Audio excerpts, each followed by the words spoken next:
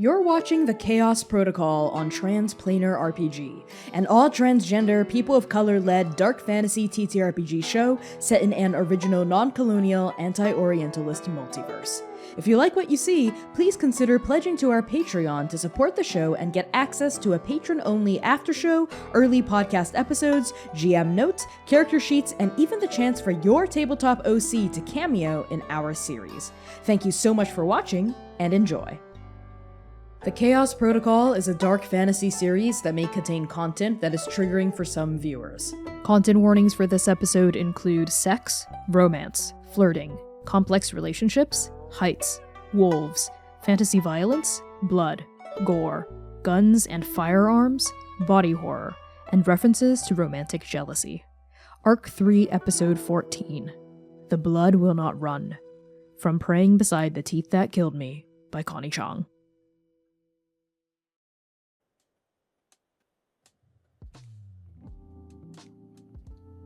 Xainan.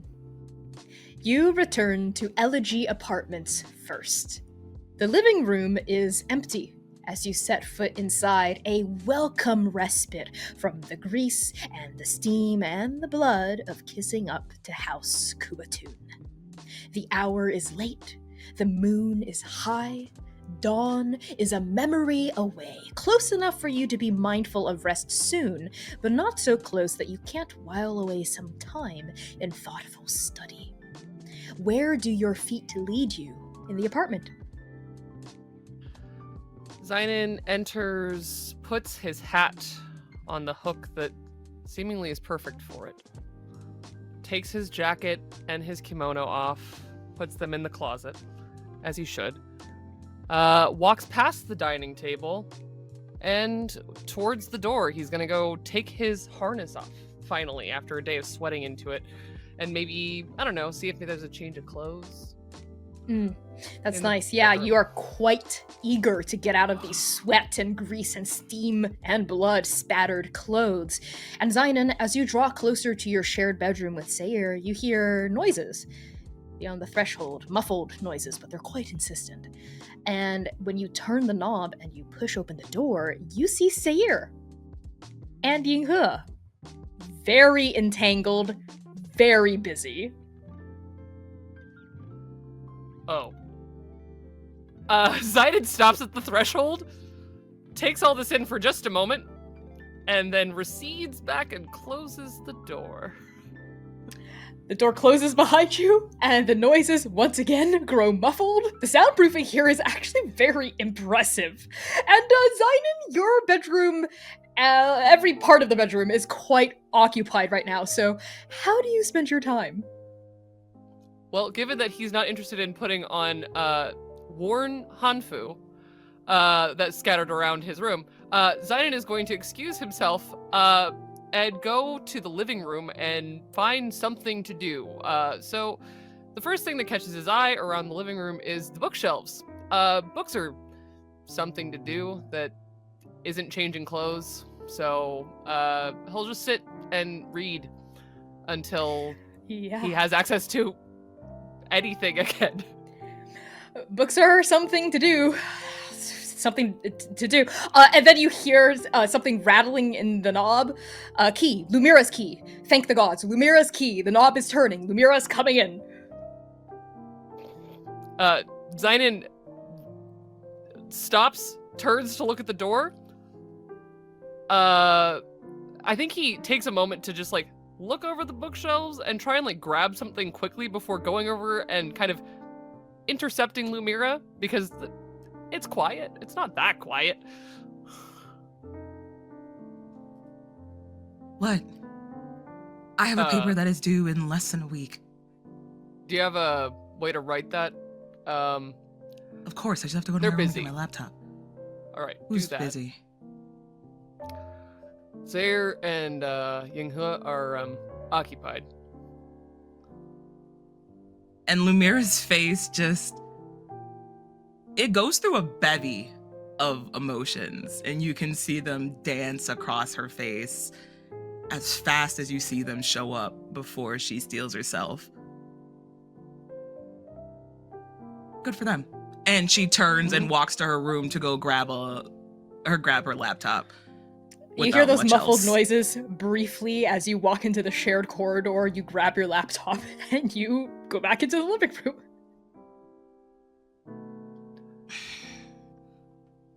Lumièra has a pair of headphones she sticks into her ears and she starts working on her paper, but then looks up and sees Xainan's lips moving in her direction before she takes one of her headphones back out again. Were you talking to me? Xainan is looking at the wall of books, and I don't know that you've ever seen Xainan, besides the one instance in the library, reading a book at all. And so he's looking over the wall of books that belong to, I guess, us? And, is asking, well, do you have any recommendations? Since when do you leisurely read? You know, I guess now. Fair enough. And Lumièra will walk over to the bookshelf, and she can't help but grimace just a tad as she's fingering the spine of each book with her index finger, looking through. And Lumièra, one of the titles jumps out at you. It's a familiar one, actually.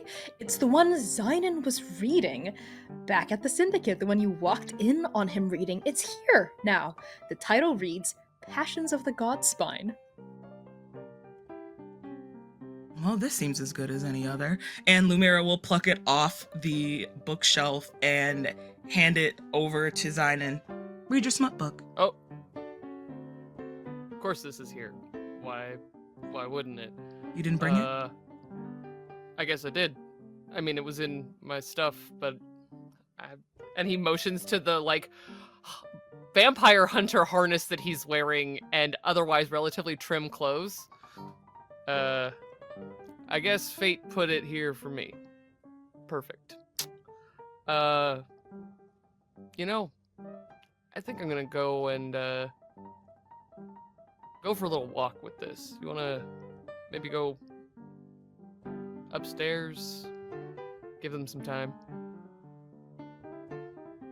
Lumièra nods curtly, mouth so tight, barely, like, very thin lip smile, and she'll go over to her laptop and kind of snap it shut. It might be a little harder than she was expecting to do it, and she'll pick it up and walk over to the door. Ready? Xainan files that away, just walks quietly, grabs his coat, doesn't put it on, doesn't even pick up his hat. We're home. And kind of just walks up. Let's go. So And Xainan and Lumièra, go ahead. The moment that they clear the threshold and the door is closed, he looks down at her and asks, "You alright?" Yep. Way too quick, way too fast. The two of you head upstairs. You are already at the top floor of Elegy Apartments, which means the only upstairs that remains is the roof. You are able to find the roof access stairway and hutch quite easily, and you step out onto a furnished rooftop. It's quite nice up here, actually. You see a sturdy timber pergola framing a sitting area with potted plants. There's a tiled stone floor, and you see aluminum furniture here to weather any sort of weather. You see a table, a bench, some chairs, and you even see a wicker ottoman next to an overflowing ashtray. Whoever also uses this rooftop smokes a lot. And on the other side of this roof, you see a tenacious little urban garden that someone has clearly put a lot of love into, with elevated wooden beds of various blooming veggies. The breeze washes over you as the two of you let the roof access door close behind you, and beyond the roof itself, you see a sweeping view of the neighborhood that surrounds you. Concrete streets lit by flickering lampposts. You see the tall, dark silhouettes of trees lining the sidewalk, the red taillights of cars flitting between buildings, and the wind carries the sweet, musty smell of dead leaves and exhaust all the way up here. It's like a hive, the city. I can see that. Always consistently moving, never resting. Small, tight, contained within its own quarters. Astute observation, Xainan. And Lumièra makes herself comfortable in like the big wicker chair, folding her feet beneath her and sets her laptop across her lap. And she's there. It's almost like she has one foot in the conversation with Xainan and the other one directly in her paper. And when she learned to type so fast like this, who knows?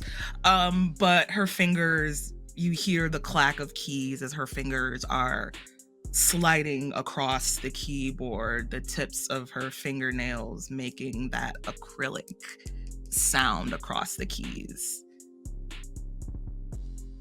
Xainan makes himself comfortable, seeing her working and never being one to interfere with that, especially with Lumièra.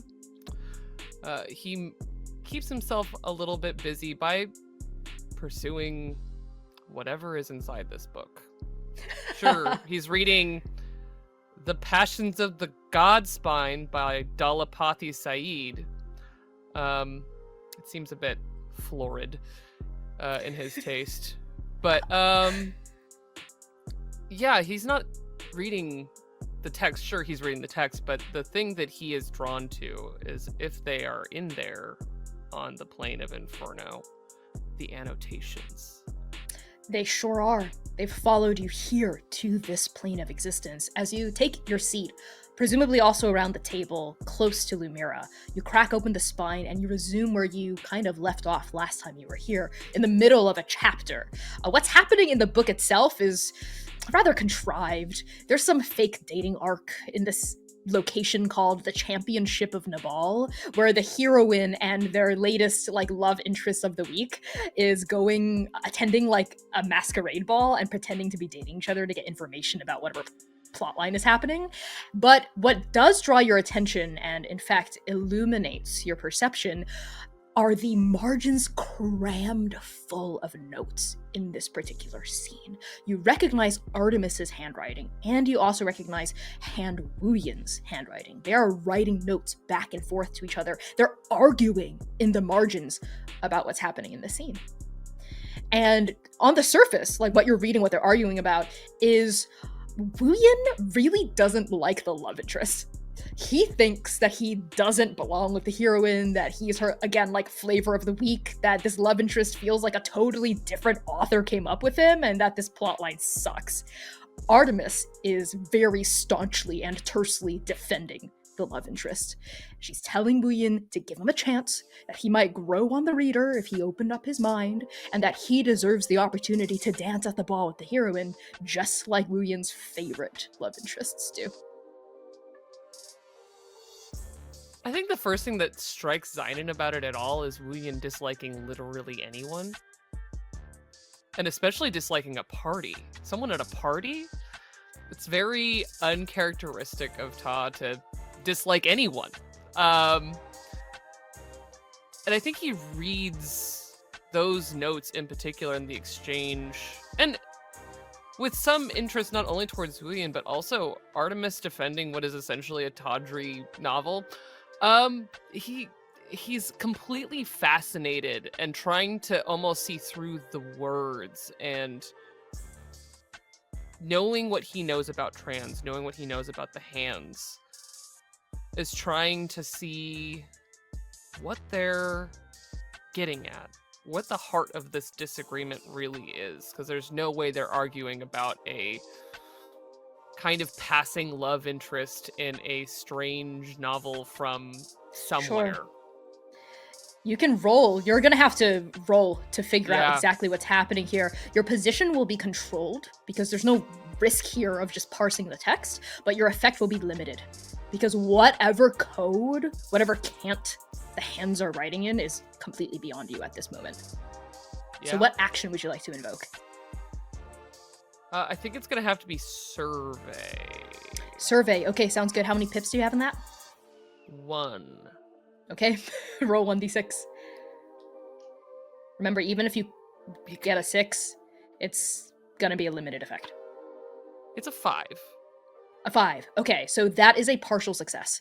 So you read the text, and obviously it's not just about the love interest or just about the plot line. There's something else at hand here, too. Wooyin and Artemis are arguing about every element of this scene. What the heroine's wearing, how the love interest is behaving, the decor at the party.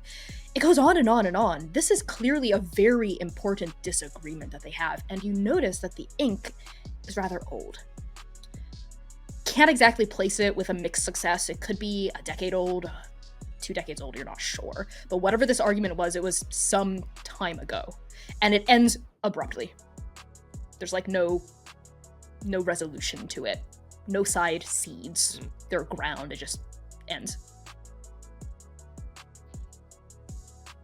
I think, given the age of it, Xainan starts to thumb back in his mind of what he knows and thinks of anything significant within that time frame, and the only thing he can come up with, whether it is logical or not, is the person that he just left down in the apartment. And it sticks in his mind, and I think to the point where he dislikes it and closes the book. As you close the book and mull on it, and Lumièra, you're clack, clack, clack, working on this paper, you want to impress the professor. You want to be more than just adequate. Both of you hear a kind of distant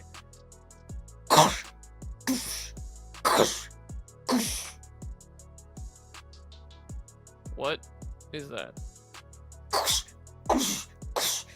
It's getting a little louder.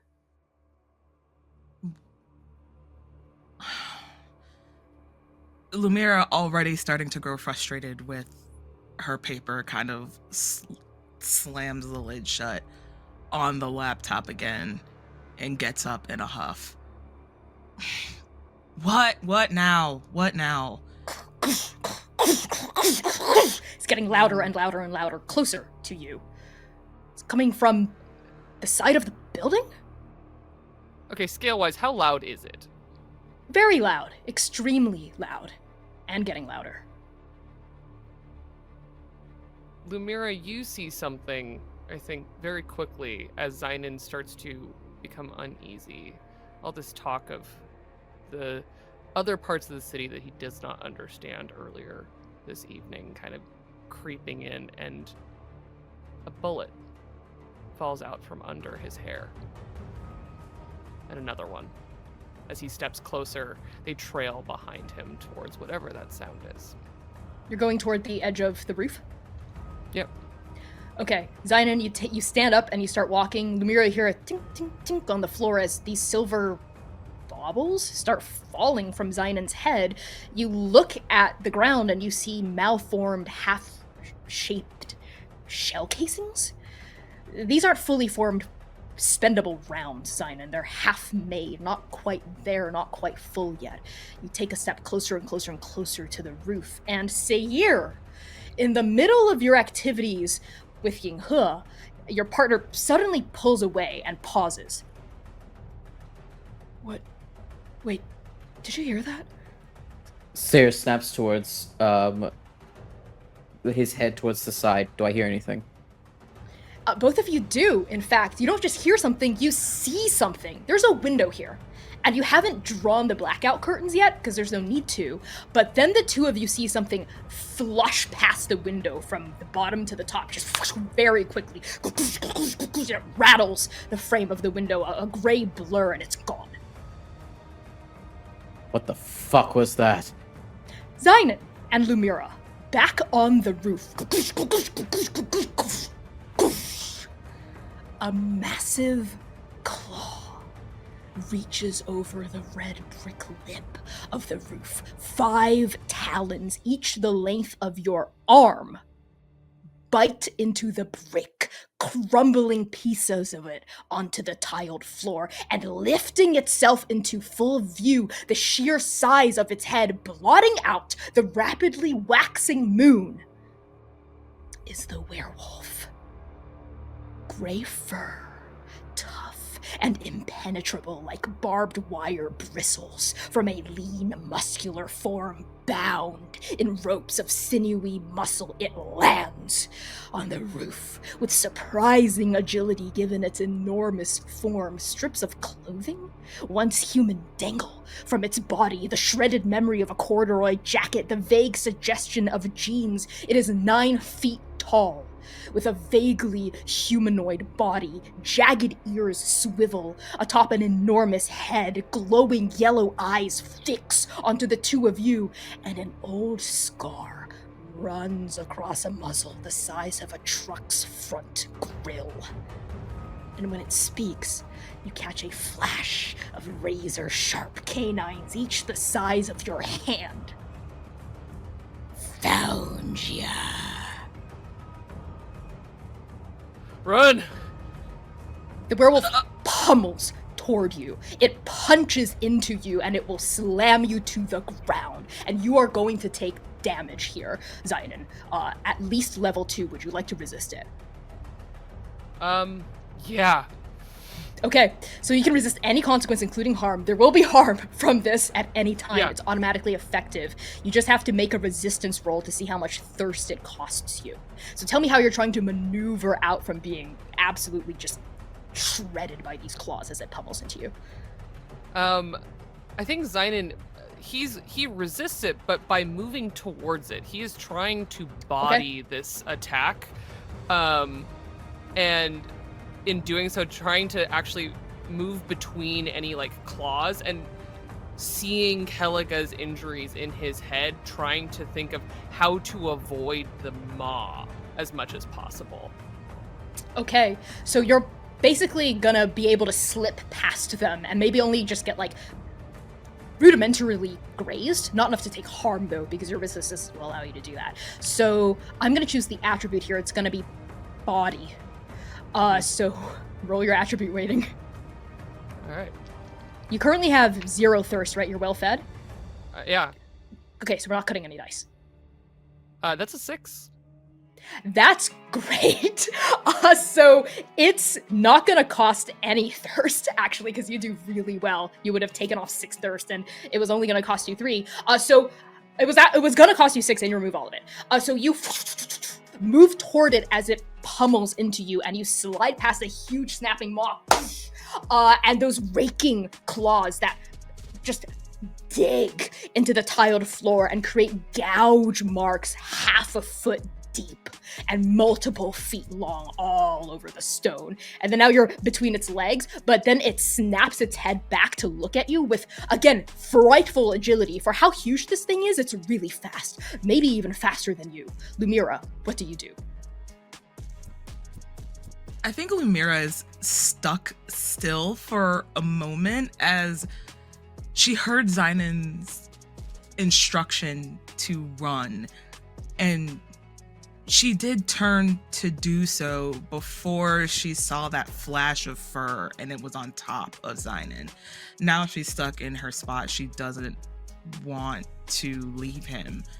So when she sees that he's kind of navigated his way out from underneath, her eyes are wide and frantic. And the first thing, before she even thinks about it, it's almost second nature to her at this point. She just looks you directly in your eyes and it's like, we need Seir. Panic in his eyes, yes, he nods. Lumièra, as you say this wolf turns back around onto Xainan, but instead of pummeling at you, it picks up with one hand one of the huge, heavy, elevated garden beds, rips it up out of its foundation as stone crumbles off of it, and goes, "I don't think so," and hurls it in both of your direction. The bed is so long that it might catch both of you in it. So Xainan and Lumièra, it's gonna hit both of you and pummel the two of you off of the edge of the roof. Would both of you like to resist this?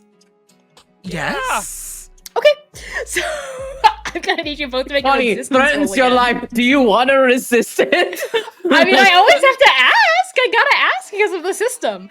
So both of you are well fed, which means you're not cutting any dice. This is going to be body again. You're going to suffer 6 thirst unless you roll a 6 to mitigate that. So both of you roll how many pips you have in body.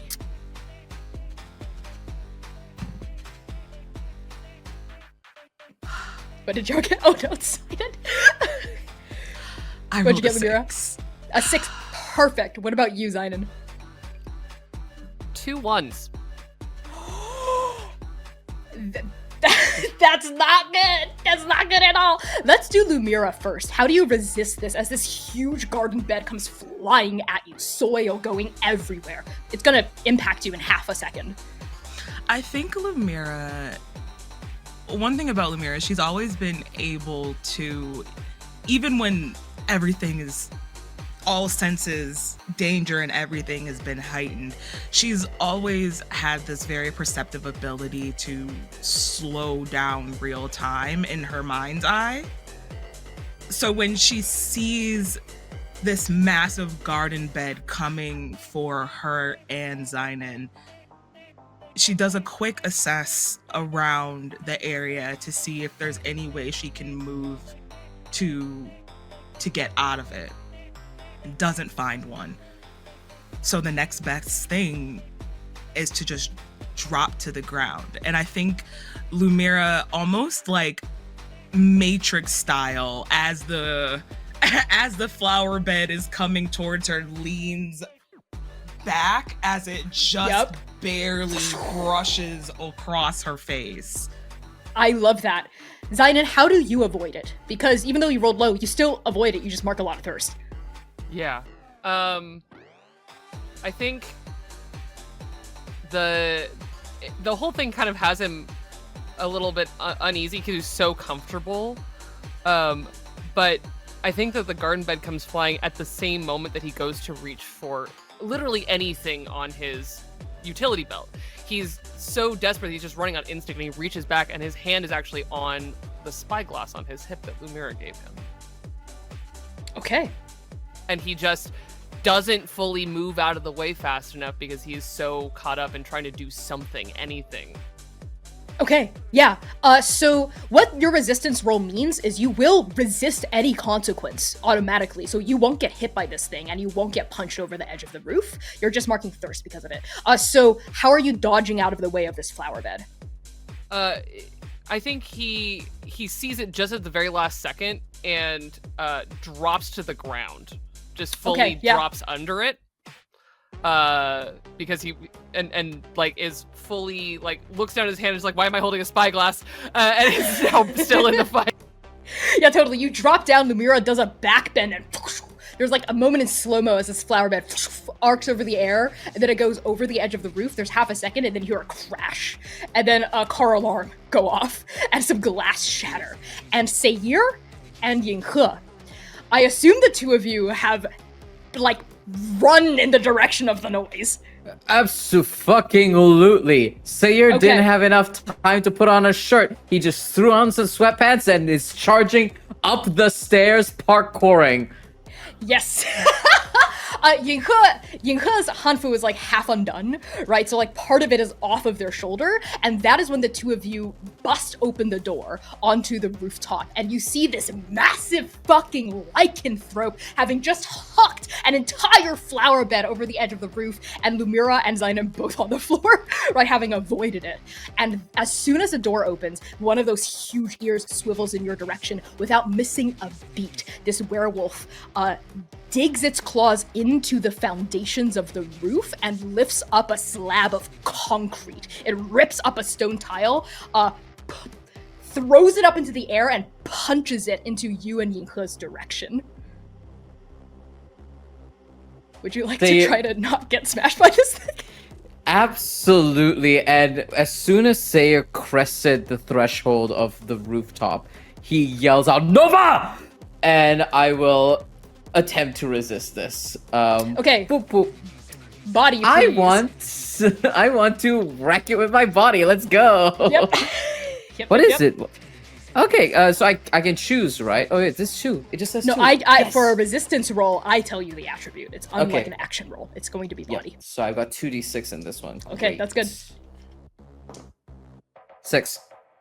Okay, so you don't suffer any thirst. Do you just tank this? How do you get Yeah. rid of this threat? Seir, because I think, because Hanfu's is so long, and especially if it's half done, Yinghe is at a disadvantage in avoiding something. So Seir fully like steps in front of Yinghe and just bodies it. You punch it. I assume you throw your fist forward, right? And this rock breaks like a wave crashing against a harbor. It breaks in half around you as you protect Yinghe, and either side of the slab onto the ground. This huge werewolf, one of those yellow eyes widens in not necessarily, it's not respect, it's not impressed, but it is curious about you. And its eyes turn to you like it's eyeing a new chew toy. Hey, Dogface! Me! Let's go! Okay, this is gonna be fun. And it drops onto all fours and comes at you like a fucking tank. Wait. Hold on. Okay. on. Okay, Hold the fuck. all right. Go ahead, Lumièra. I'm ready. Lumièra sees it getting ready to start charging. That look in its eye when Seir just blasted through that entire piece of concrete.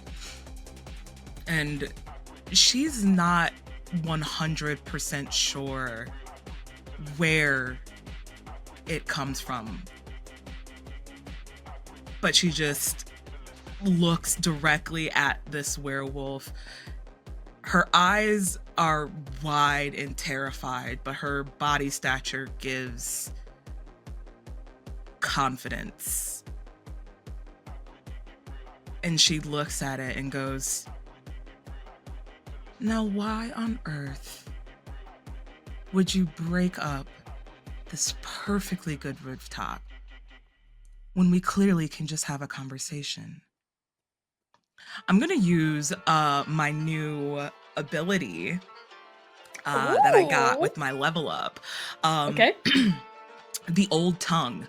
You know the secret methods of consorting with creatures and paranormal entities, no matter how wild or feral they are. I'll gain a +1 effect when communicating with anything non-human. Okay, so you're trying to talk this thing down? Okay, so I'm gonna tell you that your position here is risky. And your effect is 0. But because of your gift, it will be limited instead. Okay, what would you still like to roll for this? Would you still like to attempt this course of action? Yeah, absolutely. Okay, so what like, action are you sure. using? Shit, let me pull up the actions. Command, consort, sway, those seem very feasible, but you could argue any.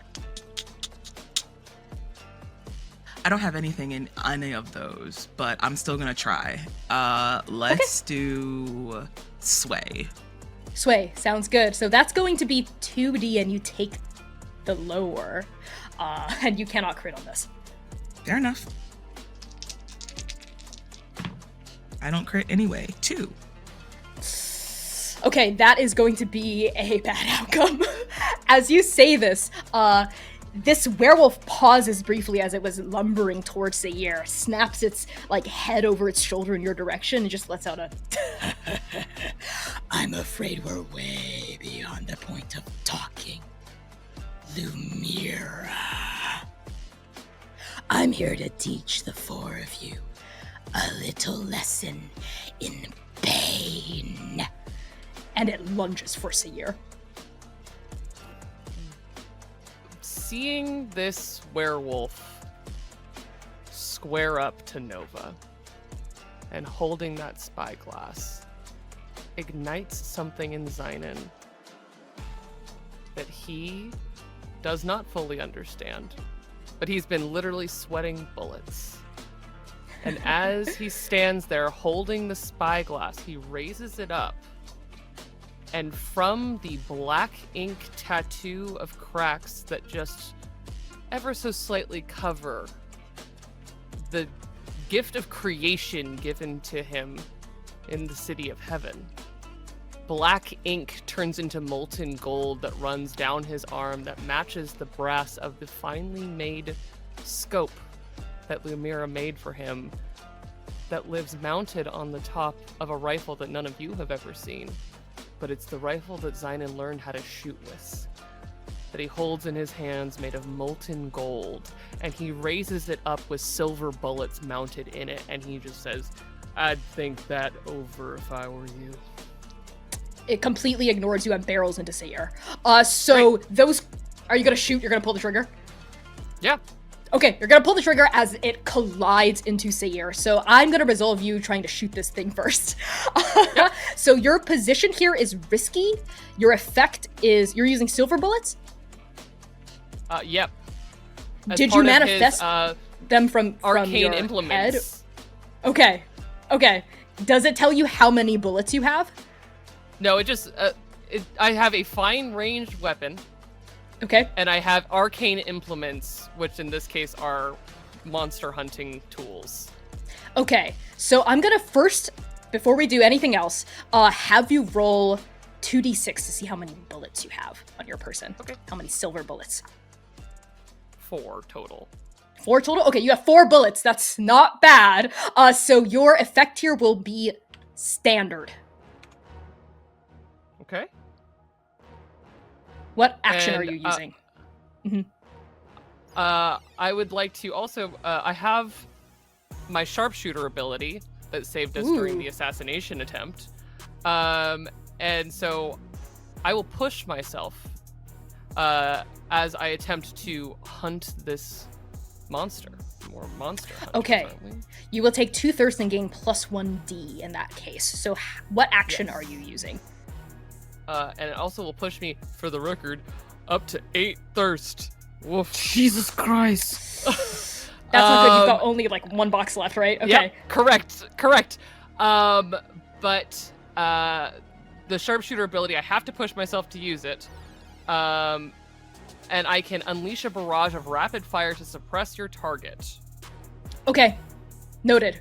So why don't you tell me does this just work, or do you gotta roll for it? No, I still have to roll. Okay, got it. I push myself for the roll. Got it, understood. So what action are you using? Hunt. Great. So what is the total D in that pool? 3 with the pushing. Go for it. Roll 3d6. Tell me the highest. And if you get a crit. Highest is only a 4. That's rough. That is rough. Okay, but you still have standard effect. That's partial success. There's a cost, complication, or consequence that comes your way. You fire off suppressive fire. So what does it look like as you pull the trigger on this rifle multiple times, I assume? Yes. So I think he's gonna shoot, I think all 4 of those bullets, honestly. Okay. Where are you aiming? The goal is to avoid possibly hitting Seir and Yinghe. Okay. And if there's like a nice square shot at her back, that would be the one time that he would actually shoot her, but the rest of it is meant to be kind of scare her off a little. So not actually shooting her. Well, one of them. Okay, one of them will at least land on her. Okay, yeah, that does happen because you are leveraging this ability. One of them goes straight into her back, and another one grazes her shoulder. The other one lodges into her shoulder. The other one lodges like right above her tail. Like, she staggers at that. Those bullets pack a punch. She staggers forward from each shot. And instead of grabbing onto Seir, she lets out a and like stops mid run, because she was on all 4s at this point. She kind of does like a motorbike side slide, scrapes her claws into the ground. And the consequence is she's gonna turn those yellow eyes onto you, Xainan. She's no longer interested in hunting the physically strongest in your party, but you instead. And she lets out a Silver bullets. What are you doing with a hunter's tools, vampire? Well, it doesn't matter. Contrary to popular belief, silver bullets aren't our Achilles heel. They'll just be able to penetrate our armor. Nothing more. Nothing less. And she starts running at you.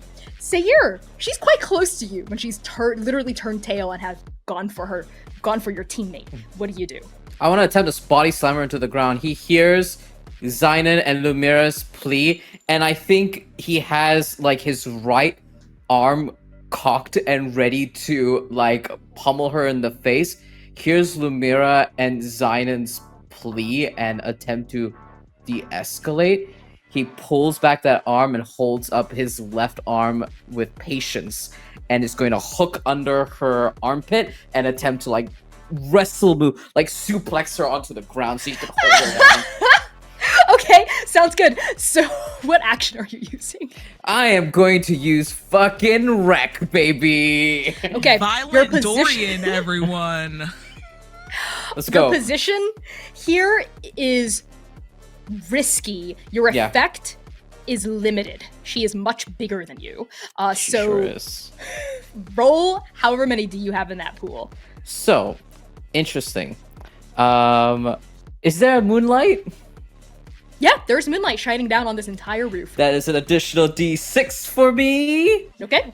So I have 3d6 right now. Okay, go for it.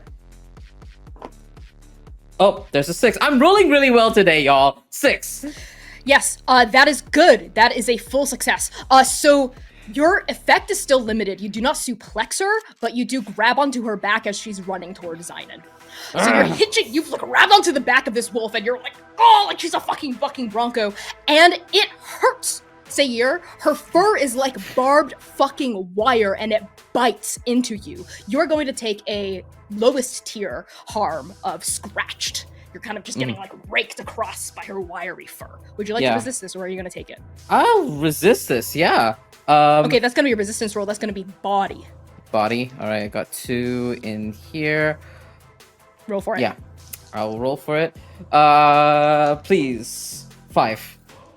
Okay, so you're gonna suffer 1 thirst. You don't get scratched up, but it is like racing into your face. And then she pummels into Xainan. Xainan, you're out of silver bullets. This thing is coming at you, and it lunges up onto its like rear legs as though Seir weighed nothing on her back, and she's gonna chomp down on one side of your shoulder with that huge maw, exactly the same way presumably that she did to Caliga. Would you like to resist this?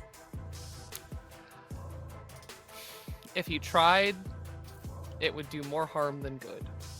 Okay. So I know, because you're at 8 thirst. You're at 8 thirst, so you're not gonna roll the dice on that. There is a searing pain as these huge teeth rip into your shoulder. And I need you to take a tier 2 harm, wolf bitten, as you have this huge bite mark now, like just on your shoulder. That's not it. She doesn't let go. Like a fucking alligator, she picks you up off of your feet and starts thrashing you around like you're a fucking chew toy. Xainan goes a little limp, and like the monsters that he thought of when he saw Caliga the first time, he thinks of all the things that hunt in the night on Keseki. And how sometimes hunters just die. Yep. That remembrance of mortality flashes in your eyes as like the entire world blurs as you're being like thrashed around in the mouth of this thing. Lumièra, you are now the person who is furthest away from the wolf, you and Yinghe. And as you take a moment here, you take in a beat, you're able to notice details about this wolf that might have escaped you if you were in the shit with it. Would you like to study this wolf a little bit closer or do something else? Oh no, I would absolutely love to study this wolf a little bit closer. I'd actually like to use Gift of the Fang, if at all possible. Okay, so why don't you read out the text of Gift of the Fang for me again? Yeah, absolutely. +1 to study your survey. When I study someone for an uninterrupted and extended period of time, I uncover a small secret. However, after I use the move, I can't use it again on them and they become inoculated. to the analysis. Okay, would you and learn like how to use that guard move against me. right now? Uncover that secret? Okay. Yes. What does it look like as you're analyzing her? I think Lumièra has been analyzing her this entire time throughout her scuffle with Seir, throughout the scuffle with Xainan. And I think if anyone was looking at Lumièra closely, once Xainan goes limp, her eyes narrow to slits. Her pupils are pinpricks as she's watching every sinewy muscle, every breath that this wolf takes, every step. She's watching how they balance their weight when they move from one side to the other. What hand, if they're right-handed or left-handed, if they were more dominant on one side as opposed to the other.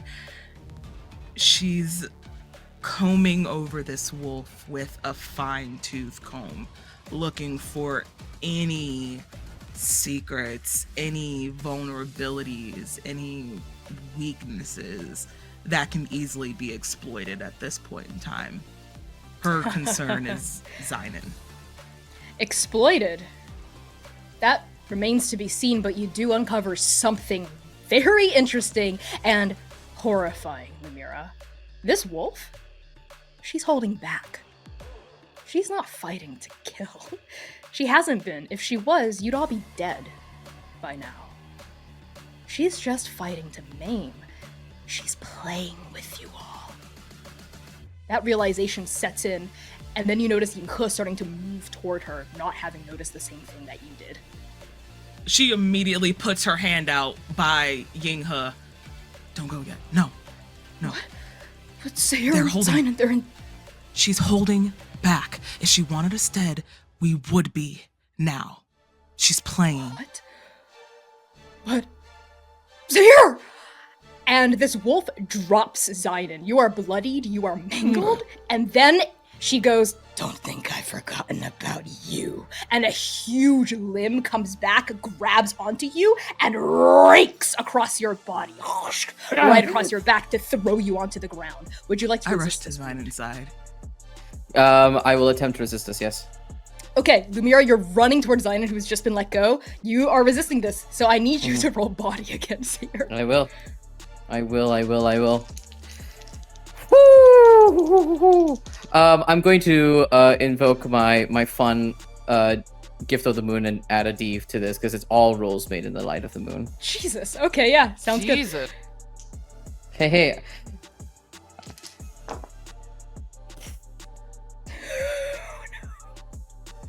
That's a 3. You're suffering 3 thirsts. What are you back up to? Hungry. Okay, you're hungry now. So you are able to fend off this huge claw, like not get gashed open by it, but you are tossed off of her body, slammed onto the ground, and from the momentum of it, you roll, and you hit the base of one of those wooden beams, forming a mini roof up here. And Lumièra, you've reached Xainan's side. As soon as you come in, this wolf rears back and lets out a roar. It's so loud that it kind of shakes the air around all of you, and she almost seems to be empowered by this roar, because the next thing she does is swell up and start just pounding her fucking fists chaotically around you, trying to get all of you, because all of you are now near her. Yinghe had followed Lumièra as well, so all of you are going to take a tier 2 level of harm. Would you like to resist that? Yes. Xainan is not. You're gonna fill up that second box under your tier 2 harm, Xainan. So those of you resisting, roll body. Just one, right? That's however many pips you have in that attribute. Okay. I assume it is My a bad. 1 for you, Lumièra. Yeah. Yeah. Mm-hmm. Come on, Gift of the Moon. Dose. Okay. 2. 6. Okay, so you don't suffer anything, Seir, thankfully. Lumièra, you suffer 4 thirst, as you are able to, like, maneuver your way out of these, like, pummeling, pounding fists from this howling wolf. And she's not just howling now, she's laughing. She is having so much fun. Lumièra, you've reached Xainan's side. Seir, Yinghe is by you now, as this wolf stops pummeling. kind of lowers back down. She's now within biting distance of all of you and says, You shouldn't have come within snapping distance of my jaws, little vampires. I am going to kill each and every one of you very slowly. I'm going to take my time with it. The house. Why? You shouldn't have messed with the houses, little vampires. She opens her mouth, it starts to come down, and then, hey! The voice comes from the roof access door behind all of you. This wolf pauses, an ear flicks in its direction. The voice keeps going. Hey, listen! You don't have to do this, friend, okay? Like the very smart lady said earlier, let's just all calm down and talk this through, yeah? This wolf turns around with a snarl of irritation and annoyance and a little bit of bloodlust. New toys for her to chew on? And all four of you see, standing at the door to the roof, two complete strangers. One of them is a lean, sharp-eyed mortal with pale skin and tousled brown hair. Their face is grim, striking all angles and ferocity. A hand-rolled cigarette dangles from their mouth. They wear a distressed leather jacket, ripped jeans, and heavy combat boots ringed with steel. They're also holding a 9mm pistol, pointed directly at the wolf. The other person, who is the one who called out, is a woman. Her eyes are black, bright, friendly, almost, considering the situation. And despite the autumnal chill, she wears a sleeveless black hoodie that exposes a gray sports bra and a pair of loose-fitting joggers cinched at the ankles above white sneakers. She's 6'something, muscular, broad, with messy black hair and snow-white underlines. Her hands are raised in an attempt at peace. And at this point in your journey, you've met a lot of huge, imposing women. And while this person is one of them, she's not the largest. Until their werewolf you're fighting snorts in derision. Beat it, Girl Scout. Unless you'd like me to rip you apart too. And at that, the woman sighs, slowly lowers her hands. Well, can't say I didn't try. And then she transforms. Rip! Her skin and her clothes shred to accommodate the rapid change. Crack, crack, crack! Her bones snap into new formations. Her flesh bulges. Teeth elongate. Nails harden into claws the size of medieval great swords. And now, towering above all of you is another werewolf 13 feet tall, bristling with razor-sharp, bulletproof white fur, and now this person is officially the largest woman you've ever met. And the other, smaller werewolf goes, "Oh, fuck!" And the white wolf barrels into her. And we're gonna end the session there. Thank you all so much for tuning in so far to the Chaos Protocol. We love you all so much. I've been Connie Chang, your game master and creative producer, pronounced they, he, and she. I'm gonna pass along introductions to Valiant Dorian. Hello, everybody. My name is Valiant. Love kills Dorian. I use him, his pronouns. You can find me all around the internet at Valiant Dorian or at Also Spirit Bear. Please enjoy that lovely treasure hunt I just set you on. Tonight, I have the distinct pleasure of playing Seir, Loverboy Seir, who uses he, they pronouns. I'm gonna pass it on over to twice bitten werewolf motherfucker Xainan. Bloody puddle, Xainan Esch. Hi everyone, I'm Kai. You can find me all over the internet as Estella of Ladris, doing a lot of this stuff. Maybe being a little bit less of a bloody pulp in most of my other projects, but you know, that's for Xainan to do, and maybe lick some blood off of tables. And yeah, I've had a great time playing Mr. Licks Tables Xainan Esch. Sam. Please know that I suffer continuously with these two all the time. I'm Sam Star, Sam Suffering Star. I've played Lumièra, who is also suffering. You can find me all across the internet at Lust for Life X, where I also do this shit on the very regular basis. Just follow me. Take us home, boss. I'm so tired. It's me, Connie, taking us home to 42 Elegy Apartments. Thank you all so much for tuning into this deeply feral episode of the Chaos Protocol. Oh, woo! If you enjoyed what you saw here tonight, please consider leaving us a positive review, joining the Discord server, or posting about us on social media. You can leave that review on your podcast platform or literally any of the comments on our VODs on YouTube. Not only does this help our creator brains when we are on the verge of burnout, it also really, really, really helps us continue to reach out to sponsors to make this work possible. I see everyone posting about us every week, and I love you all. If you keep posting about us every week, I will keep loving you. My love is conditional. Just kidding, it's not. There should be boundaries with your love. Anyway, stick around for the raid. Did you just tell me your love was conditional? No! Never for you, Sam Star. Never for Samm and Lumièra. My love is unconditional for Samm and Lumièra. For the boys, okay. We'll Fair see. enough. Yeah, conditional. It's fine and fair. Yeah, it should be. It should be conditional. Absolutely fair. I'm not even mad at that. As long as I was safe. Don't worry. Thanks, You're God's favorite. We will see you back here next week. Same time, same place, everyone. Bijo, journey well, and take us to the raid, producer.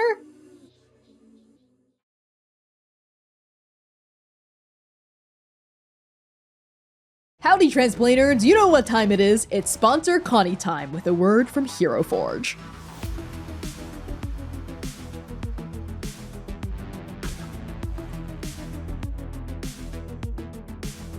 Hero Forge has officially leveled up with kit bashing. When you become a pro member, you can place up to 20 more items anywhere on one of your Blorbos with their own independent scaling, rotation, and movement. You can make your character look exactly as they should, even if the specific clothing or accessory option isn't available at the base level. You just have to get a little creative. And because I love you, Transplainers, here's a special sneak peek at a kit-bashed version of Oblivion. Just look at those wings and that base. This would not be possible without the power of kit bashing. The combinations are literally endless, and you can print your kit bashed Blorbos as plastic minis, standees, digital STL files, or even Hero Forge's brand new color statuettes. Color statuettes are twice the size of a regular mini, and just look at this. I mean, look at how massive this is, and especially in comparison to a regular mini, you can really get into all the nooks and crannies and details that wouldn't be as apparent on a regular sized mini. Just look at how Oblivion dwarfs Oka here. And also, if you're a GM, consider busting out one of these bad boys during a boss fight to really get your players shaking in their boots. Oblivion agrees. Unlock the true power of Hero Forge with a Hero Forge Pro subscription starting at $3.99 a month. Get in there and start creating at bit.ly/transforge. Now, let's get back to the show. Or more likely, just more of the waiting room. Trust in her will.